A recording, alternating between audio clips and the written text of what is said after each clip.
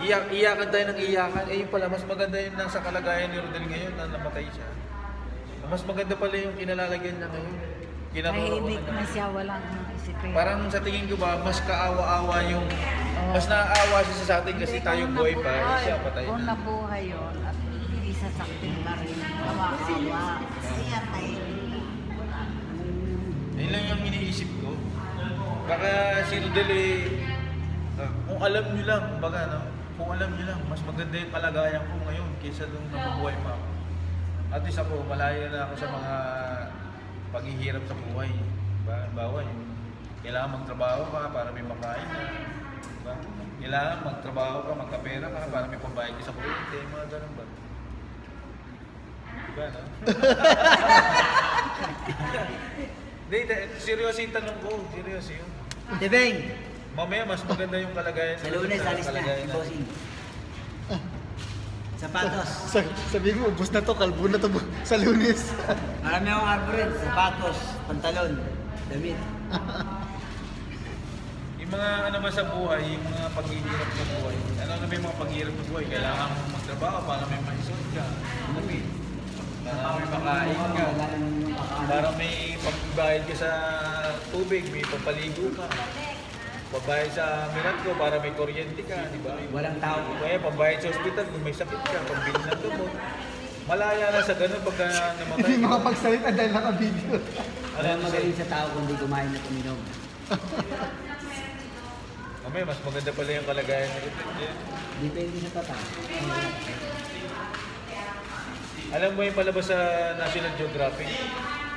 Ha? God. Ano yun? Alam mo yun, yung palabas ngayon na si Morgan Freeman? God saves the Queen. Nakatype kayo, siya kayo. Oo, nabati ka rin sa kanya. Nalimutan ko na yun, yung title ng palabas na yun. Kailangan ko to, naka-document ko pagdating ko sa Amerika. So yung palabas na yun, Naisip ko to, diba? Souvenir ko to rito. Yung palabas na yun kay Morgan Freeman, in-interview niya yung mga nagkaroon ng near-death experience. Oo. Yung bigla kakita ng liwanag, tapos parang may narinig daw sila na sabi, it's not yet your time. Bigla na lang bumalik sila sa lupa. Nakakita sila na matinding liwanag. Kamatay ko. Kaluluwa. Sa kamay. Tapos, pagka dumating si Cristo,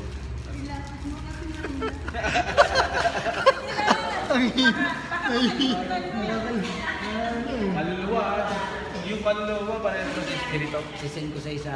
Hindi, kung yung kaluluwa parehas lang ng espiritu. Ikaw ba? Sige na, Pastor Eli. Ikaw naman. Ibate sa Manila Memorial. Ha? Hindi ka ngayon makaporma dahil naka-video. Hindi No? ka makapagpa kay Pastor Napoleon. Ano?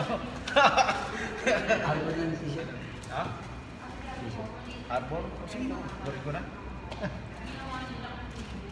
Kasi tingnan mo yung ano ko dahil suitcase ko. Naku, lakat siguro. Kukuhain mo na yung gamit ko. Doon. Tatapo ko na lahat ng damit ko pag pumunta. Pag pumunta pala ako sa inyo, wala akong damit na dadalhin. No? Dito usapan. Sa labas may debate rin, siya doon sa naman nag-interview kay Tapos. Si Alfonso, magkatulong kami.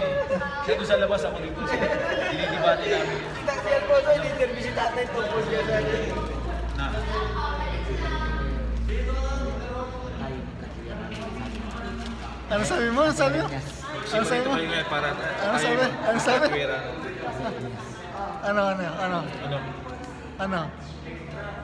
So, sa madaling ngayon, nasa kamay ng Diyos ngayon yung Espiritu ni Rodel. Ah, yan yung sinasabi mo. Eh kung may mabasa ako, may mabasa ako ngayon doon sa Sitas, nabigyan ng Sitas. Ano? Itiwalag ka ba o ano? Ng pusa sa pinaka-aniba mo ngayon? Si Baby.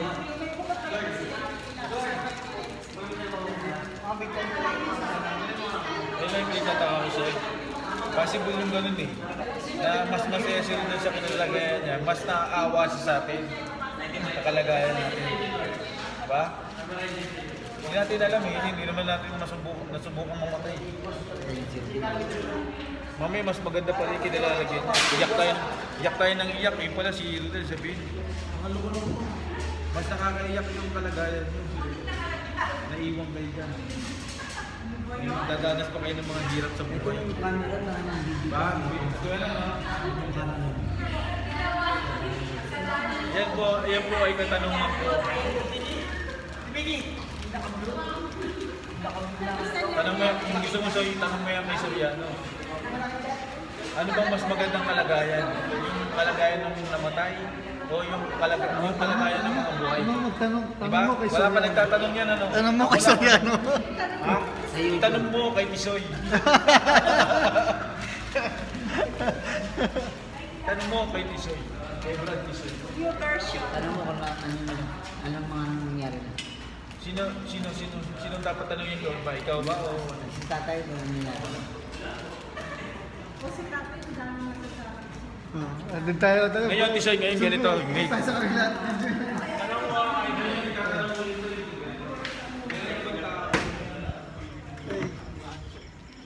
Dito meron din eh. Malaki ang consider yun. Binibidyoan. Anong binibidyo dyan? Natigil yun.